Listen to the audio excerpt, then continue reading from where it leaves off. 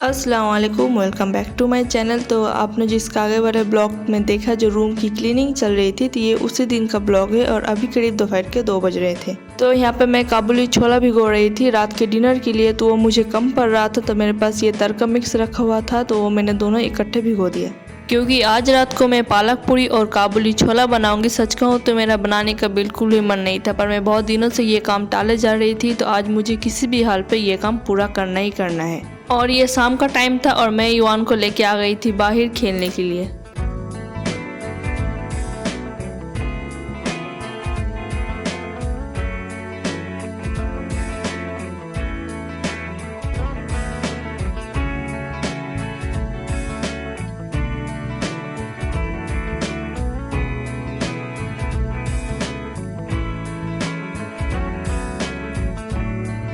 उसके बाद ये था जी शाम का टाइम, और आप ये पालक प्यूरी के ऊपर जो व्हाइट देख रहे हैं, ये एक्चुअली में अदरक लहसुन का पेस्ट है। मैंने कुछ दिनों पहले ही पालक को प्यूरी बना कर फ्रिज में फ्रीज करके रखा था। ये पूरी मेल्ट नहीं हुआ, अभी भी क्यूब्स बाकी है, तो फिलहाल तो मैं इसे रख दूंगी। और चाय से बनाने के बाद मैं आ गई थी यहाँ पे काबुली छोला को बॉईल करने में। काबुली छोला को मैंने 4 से 5 घंटा पानी में अच्छी तरह से भिगो के रखा था। उसके बाद इसको 3 से 4 पानी में मैंने अच्छी तरह से धोने के बाद कुकर में डाल दिया था, और मैंने 2 आलू भी छील के कुकर में डाल दिया। और इसमें मैंने डाला था हल्दी, थोड़ा सा नमक और 1 टेबलस्पून के करीब ऑयल, मस्टर्ड ऑयल इस्तेमाल किया था मैंने, डाला था। और इसे अच्छी तरह से मिक्स कर लेना है और लीड लगा के इसे 2 से 3 व्हिसल देना है और इसे लो फ्लेम में 15 मिनट के लिए छोड़ देना है। उसके बाद आता है जी आटा गूंदने की बड़ी। तो मैं यहाँ पे मैदा का इस्तेमाल कर रही हूँ। तो मेरे पास ये 2 पैकेट, मतलब ऐसे खुला हुआ 2 पैकेट मैदा मेरे पास थोड़ा थोड़ा रखा हुआ था, तो मैंने सोचा इसे छान के इस्तेमाल करूँ। अगर कीड़े से रहे हो तो वो सारे निकल जाएंगे। कीड़े तो कुछ थे नहीं, पर इंसान के माइंड में वो होता है ना, अब 1 महीने से ये डब्बा में ऐसे ही रखा पड़ा है, अगर इसमें कुछ कीड़े से रहे हो, तो इसलिए मैंने इसे छान लिया था। यहाँ पे पहला पैकेट तो मैंने छाना तो वो बिल्कुल क्लीन था। इसी तरह मैं दूसरा पैकेट भी छान लूँगी। दूसरा पैकेट भी मैंने छान के देखा था, इसमें कुछ था नहीं, पर वो थोड़ा सा जाले होता है ना, थोड़ा थोड़ा वो जाला लग गया था वो दूसरे पैकेट में। क्योंकि कोई सा भी चीज़ ज़ाया करने से ज़्यादा अच्छा होता है कि उसे किसी भी तरह से इस्तेमाल कर लो। ऑलरेडी मेरे पास एक नया मैदा का पैकेट रखा हुआ है, पर मैंने सोचा कि वो फाड़ने से पहले ये जो फटा हुआ पैकेट दोनों है इसका इस्तेमाल कर लूँ। यहाँ पे ये देखिए दूसरा पैकेट में भी कुछ था नहीं, मतलब थोड़ा सा जाले लगे हुए थे जो मैंने छलनी के थ्रू अलग कर दिया था। उसके बाद जी मैंने यहाँ पे थोड़ा सा और मैदा इस्तेमाल किया था, और मैंने 1 कटोरी से थोड़ा सा ज़्यादा गेहूं का आटा इस्तेमाल किया था।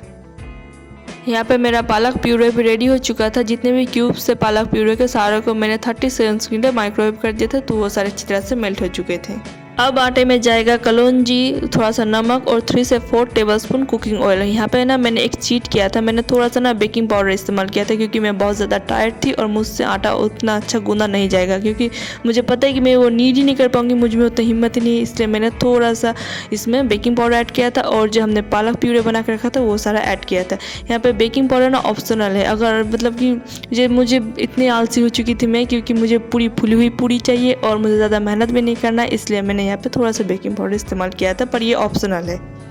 अब इसको थोड़ा सा पानी देके अच्छी तरह से गूंद लेना है। जैसे हम एक रोटी का डो बन के तैयार करते हैं, उसी तरह इसे भी तैयार कर लेना है। और ये ना मल्टीपल है, मतलब कि कोई इंसान हल्दी खाना पसंद करता है, तो ये आटे में थोड़ा सा चुटकी भर हल्दी ऐड कर देता है, या फिर कोई स्पाइस के लिए थोड़ा सा मिर्चा भी ऐड कर देता है। और कोई इंसान हल्दी नमक इस्तेमाल नहीं करता, तो वो थोड़ा सा 1 टेबलस्पून के करीब से चीनी भी इस्तेमाल करता है।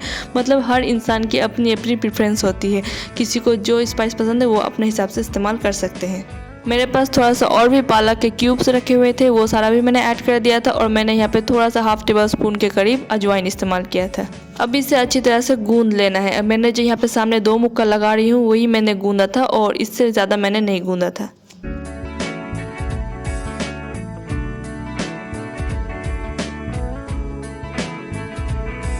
यहाँ पे मैंने आटा को गूंद लिया था। अब मैं इसे ढक के छोड़ दूंगी रेस्ट करने के लिए, क्योंकि मैदा है ना, तो मैदा को रेस्ट करने देना बहुत ज़्यादा ज़रूरी होता है, क्योंकि आप इसे नहीं रेस्ट करने दोगे तो इसे आप फैलाते रह जाओगी और ये किसी भी हाल में फैलेगा नहीं।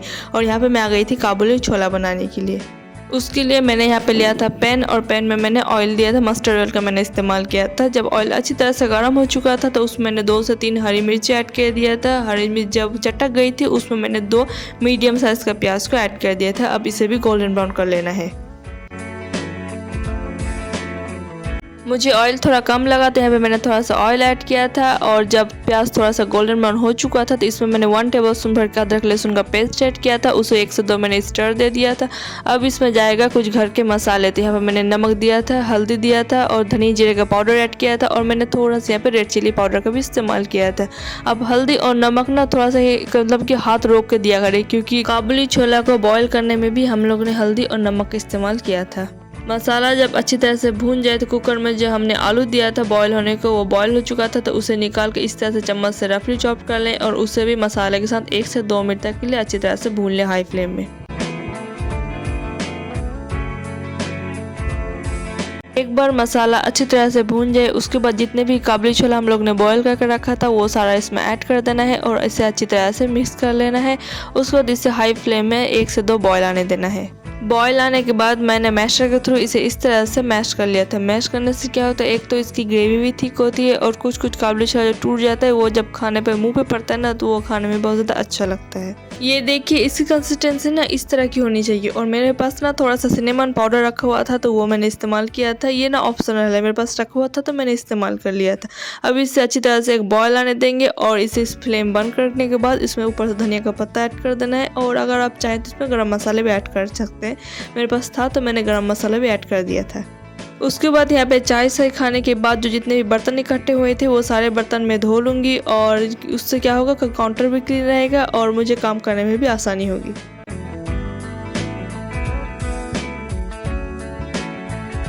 और यहाँ पर मेरा डो भी अच्छी तरह से रेस्ट कर चुका था। अब इसका मैं पेड़े बना लूँगी। जैसे हम रोटी बनाने के जितने बड़ा पेड़े लेते हैं ना उससे थोड़ा सा छोटा साइज का पेड़ा इसका लेना है और ये सारे पेड़ों को हाथों के थ्रू राउंड शेप में भी कन्वर्ट कर लेना है।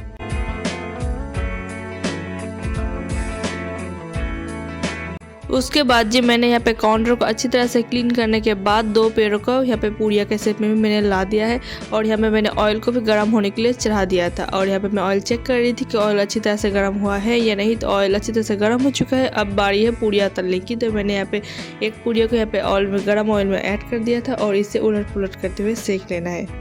वैसे कोई सा भी पूड़िया हो अगर उसे फ्राई किया जाए तो वह बहुत अच्छी तरह से फूलता है, अगर आटा बहुत अच्छी तरह गूंदा हुआ रहे तो।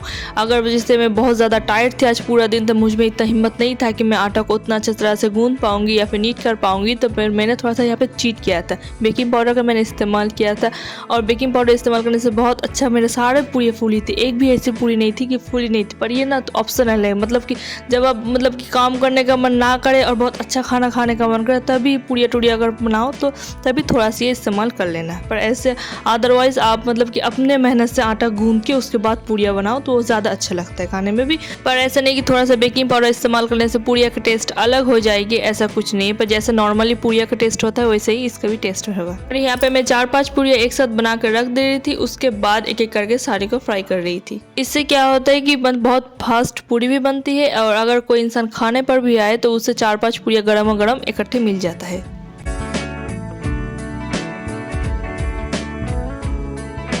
तो जी हम लोग अपना डिनर करते हैं एंजॉय। मिलते हैं आपसे नेक्स्ट ब्लॉग में और अगर आपको मेरा वीडियो पसंद आए तो लाइक शेयर एंड सब्सक्राइब ज़रूर कर देना। अल्लाह हाफिज़।